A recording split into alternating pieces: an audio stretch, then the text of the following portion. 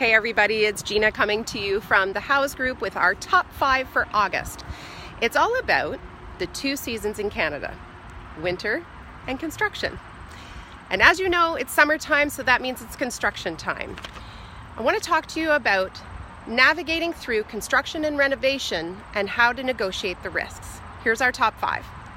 Number 1 and 2 are about renovations. The first one is soft renovations. Soft renovations usually means painting, carpet, general beautification of the hotel. This generally won't affect your conference because they do this floor by floor or section off the area that they're working on. But just make sure you're having a good conversation with your sales manager about that. Number 2, hard renovations. This is full, complete renovations in the hotel. So ensure that you have a clause built in that is both fair and balanced that covers any construction that may arise within the hotel.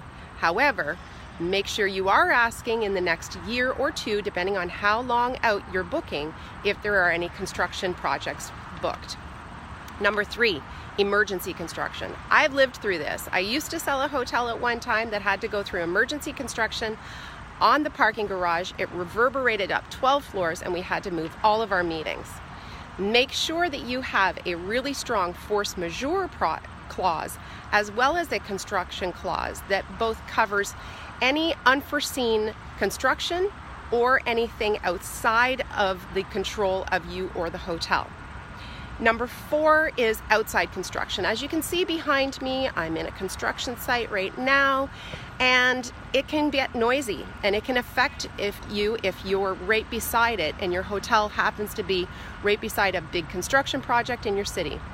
The best thing for you to do on this occasion is to ask appropriate questions. Ask the hotel, ask your CVB, even go as far as calling the city and see if there are any huge construction projects booked for the area that your hotel that you're considering is in. And number 5 is the unforeseen. Let's say you've already booked your conference and your hotel announces that they are changing brands and dropping their flag. They can go from a 5-star down to a 3-star and are doing a complete renovation. What happens if you don't have a construction clause?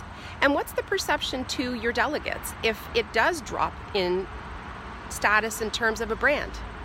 Make sure you have really strong clauses around construction, making sure that they are both beneficial to you and to the hotel. And the biggest thing is to have the conversation. Furthermore, if you need help doing your clauses and negotiations, make sure you're calling us here at the House Group and we'll be happy to help you. Thanks again and have a great rest of the summer.